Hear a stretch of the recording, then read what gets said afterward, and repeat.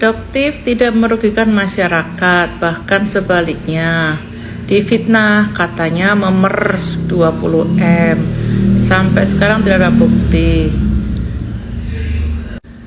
Bagaimana ibu mengatakan dia tidak merugikan orang? Faktanya apa yang diceritakan? Ada pabrik yang 2 kali dituntut oleh BPOM ke pengadilan, gagal karena ada penyuapan lah, ada apalah, ada intervensi lah. Nyatanya itu tidak benar. Ada pabrik ditutup karena mengedarkan merkuri, hidrokinon. Nyatanya itu nggak benar. Ada produk dituduh niacinamide-nya 0,000, ternyata niacinamide-nya 2 sampai 5 gitu. Ada produk yang diuji retinolnya 0,000, ternyata tidak seperti itu. Ada produk yang kadar retinol tapi diuji retinol, kan itu salah semua Bu ya. Gimana tidak merugikan orang lain begitu ya. Kalau memang mereka ini produk-produknya itu ada yang mengandung merkuri, barang-barang yang berbahaya lah ya, itu bolehlah Anda seperti itu ya, dokter seperti itu.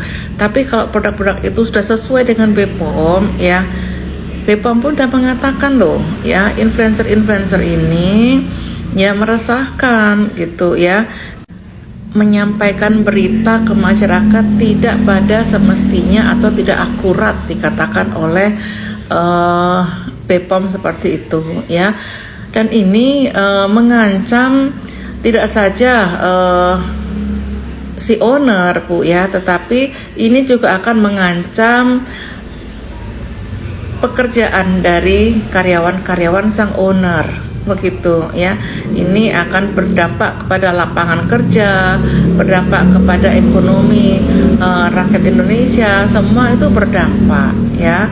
Jadi sebagai seorang dokter, apalagi ya juga influencer, sampaikan berita itu sesuai dengan faktanya ya, bukan kebohongan yang ditujukan untuk kepentingan diri sendiri ya.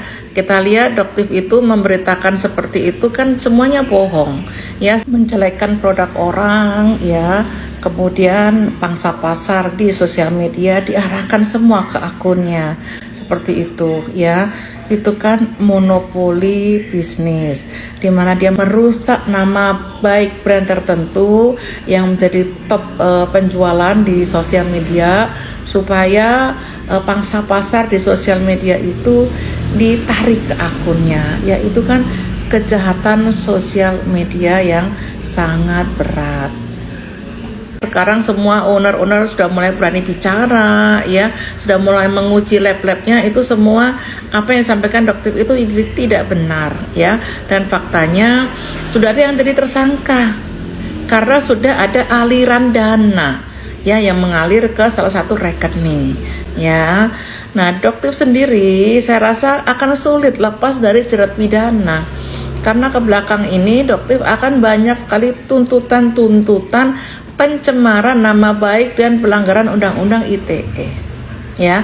Walaupun upaya ya, itu rekaman-rekaman kan sudah banyak tersebar ya, upaya tidak kriminal berupa permintaan uang senilai itu 20M itu ya, bisa menjebloskan dokter ke penjara ya, itu nanti urusannya hakim dan juga jaksa penuntut umum ya kan.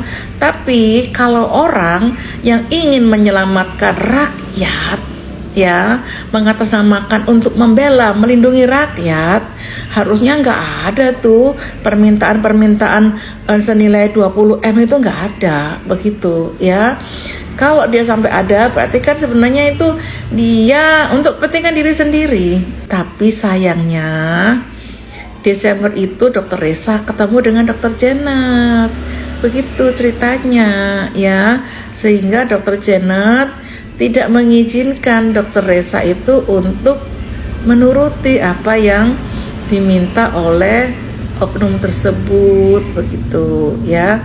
Bahkan Dokter Janet yang mendorong Dokter Resa ini untuk melapor begitu Bu ya. Oke, makasih.